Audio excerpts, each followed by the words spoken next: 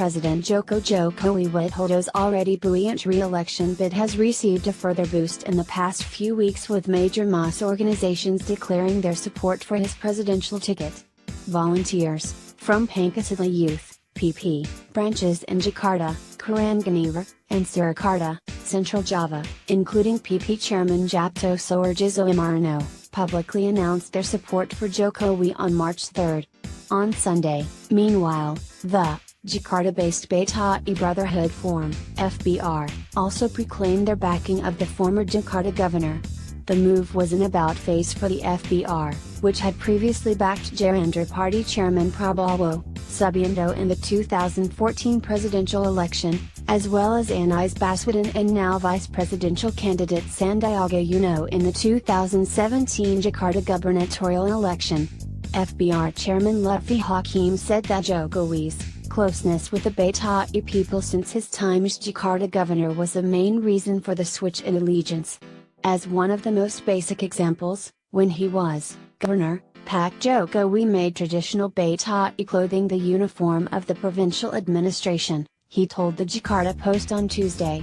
He is also the only Indonesian president to ever attend Lebaran Beta'i, a traditional post-Idul Fitri festival in Jakarta.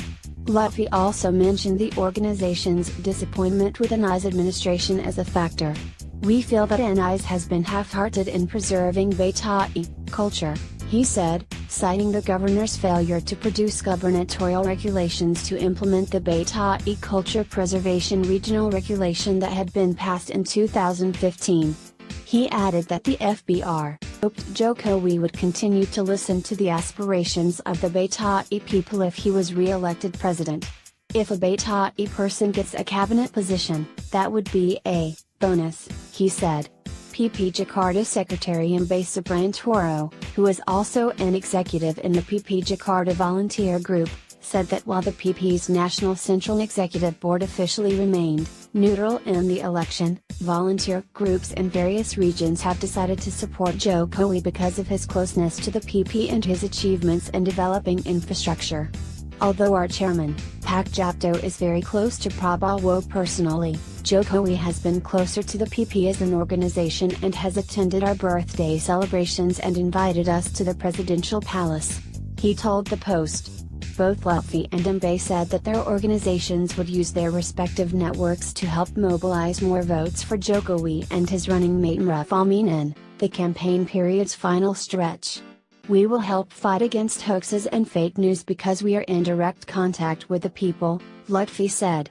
"We will talk to people, in guard posts and coffee stalls, and make sure that the people are not easily manipulated." For his part, Jokowi has lavished praise on both organizations, saying that the PP was a stalwart guardian of the state ideology of Pancasila and calling Jakarta a miniature of Indonesia. Meanwhile, the Prabowo-Sandiaga campaign sought to play down the importance of the two groups joining Jokowi's camp.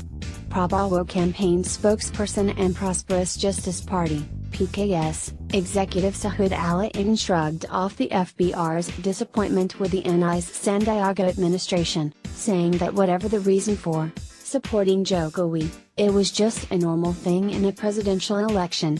The FBR is just one of many ethnic Beta'i mass organizations in Jakarta, he told the Post. The PP is also just one of many mass organizations.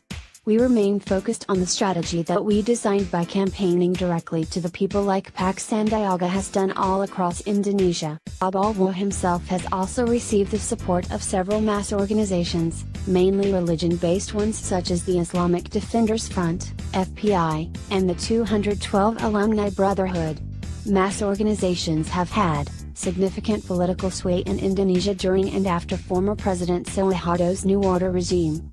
In his 2015 book The Politics of Protection Rackets in Post-New Order Indonesia, Murdoch University's Ian Wilson wrote that while organizations such as the PP had become less openly violent, the role of ormas and militias in electoral politics had far from diminished. For political parties and aspirants, for seats in national and regional legislatures, the value of alliances with these organizations and networks lies in several key areas: their ability to mobilize the masses at critical junctures, such as during campaign periods, the access provided to the grassroots public and the ability to shape populist discourse as representatives, claimed or actual, of particular constituencies, he wrote. Indonesian Institute of Science's political analyst Siddis Euro said that the main strength of the mass organizations lay in their large followings spread across the country. Organizations such as the PP and FBI have regional infrastructure up to the district and sub-district level that can have significant influence on the local populace, she said.